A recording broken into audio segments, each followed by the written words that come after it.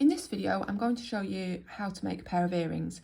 Specifically, I want to show you about attaching earring hooks to anything. I mean, obviously, I've got some little polymer clay balls here that I'm going to use to attach, but if you're crocheting jewellery and you need to know how to finish it, then this is the bit that we need.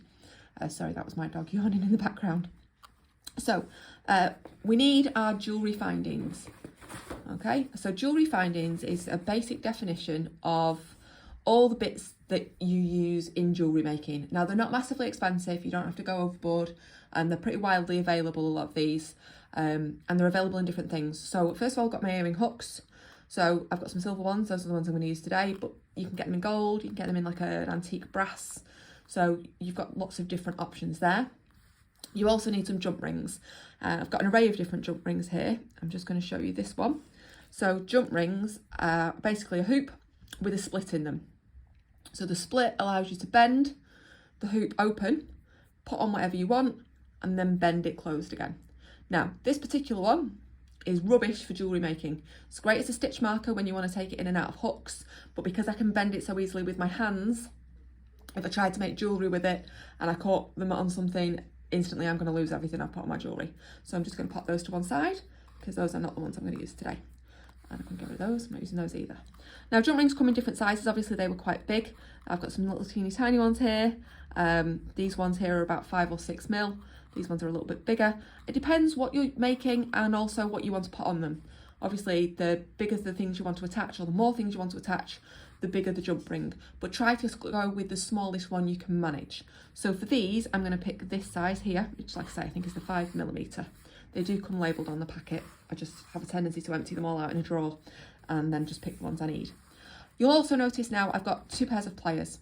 That's because I personally am not got very good coordination, hand-eye coordination.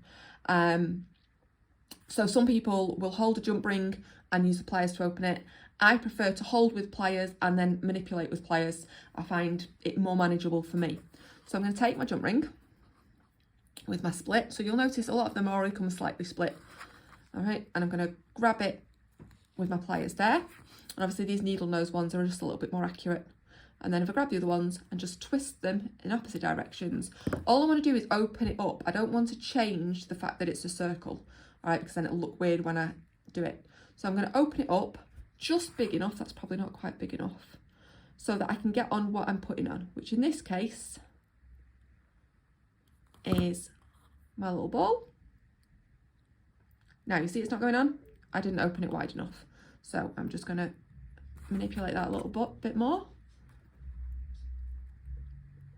There we go, it's a little bit bigger. I'm going to add my ball on and I'm going to add my earring hook on. Okay, and then we close back together, twisting it back the other way. Make sure it closes together completely so you've got a complete ring, otherwise you risk everything coming off. You'll notice on the fish hooks that you've got this little spiral and the ball. The basic purpose of those is the loop on the end that comes ready-made is obviously not quite a closed sealed loop. So this just stops anything trying to fall out of there if you catch it. So it just seals it up a little bit. I'm going to do the same for the other one. So again, I need my jump ring. I need to grab hold of it in there. And I need to twist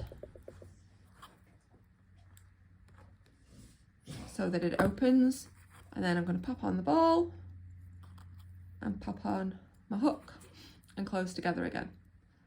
Okay, so if you're trying to make crochet jewellery for the first time and you've not got any jewellery making experience, hopefully you'll understand now that this is actually a really easy process to do.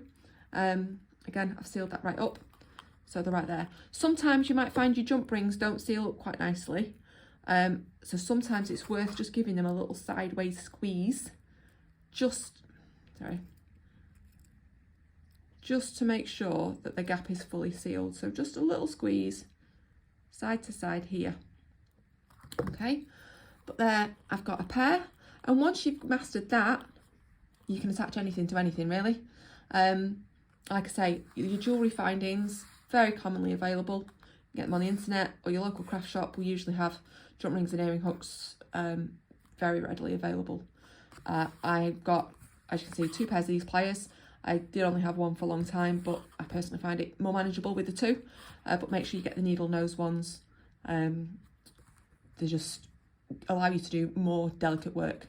And when you're dealing with jump rings, obviously, if we go down to these teeny tiny ones, if you're making things that are really delicate, that's something to be wary of.